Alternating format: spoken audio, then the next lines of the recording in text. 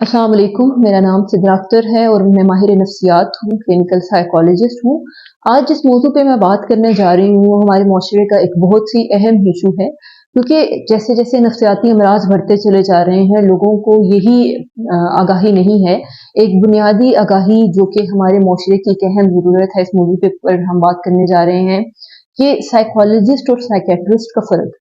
क्योंकि जब हम इसका उर्दू तर्जुमा करते हैं तो दोनों को ही माहिर नफ्सियात कहा जाता है, तो इसलिए लोग अमूमी तौर पर कन्फ्यूजन का शिकार हो जाते हैं कि उन्होंने डॉक्टर के पास जाना है या फिर उन्होंने साइकोलॉजिस्ट के पास जाना है या फिर साइकेट्रिस्ट के पास जाना है।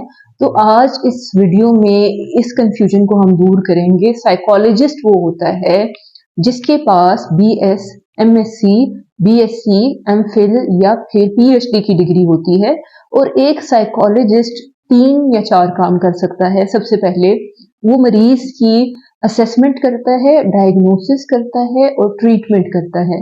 असेसमेंट को हम टेस्टिंग भी कहते हैं। टेस्टिंग के लिए हमारे पास मुख्तलिफ तरह के स्केल्स मौजूद हैं, ऐसे क्वेश्चनर्स मौजूद हैं जो कि किसी की कैरेक्टर की या फिर किसी लर्निंग डिसेबिलिटी को भी चेक करते हैं।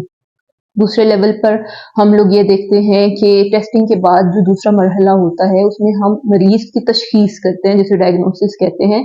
साइकोलॉजिस्ट मरीज की जो बुनियादी बीमारी है या फिर जिस भी मसले की वजह से वो आया उसकी कंप्लीट हिस्ट्री टेकिंग करने के बाद उसको एक मर्ज डायग्नोस करता है, और ट्रीटमेंट जो साइकोलॉजिस्ट है उसका ट्रीटमेंट का प्रोसीजर ये होता है कि वो साइकोथेरेपीज करते हैं, बिहेवियर मॉडिफिकेशन करते हैं और इस किस्म की एक्टिविटीज करते हैं जो कि ज्यादातर बातों के जरिए इलाज कंसिडर किया जाता है।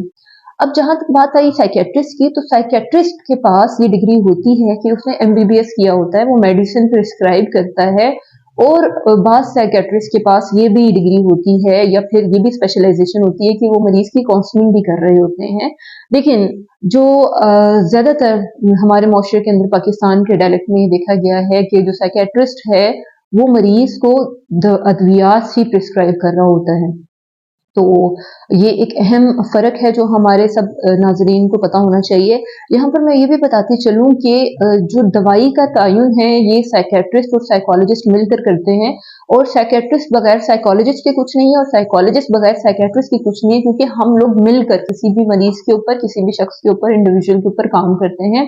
लेकिन मरीज को दवाई की ज़रूरत तब पड़ती है जब उसका मसला सवेयर लेवल का हो, जब बहुत ही मसला बिगड़ चुका हो, तो कोशिश होती है कि मरीज को अद्वियात दी जाए और फिर उसके बाद उसकी साइकोथेरेपी सेकंड स्टेज के ऊपर चली जाती है। लेकिन अगर मसला माइल्ड टू मॉडरेट कैटेगरी का है तो फिर ये हमारी कोशिश होती है कि एक माहिर नफ्सियात होने के नाते हम मरीज का इलाज करें, उसके मसले को जानें और पहचानें और उसे उसके लिए पॉसिबल सोल्यूशन को गाइड करें। तो उम्मीद है कि आज का मौजू आपको समझ आ गया होगा। शुक्रिया।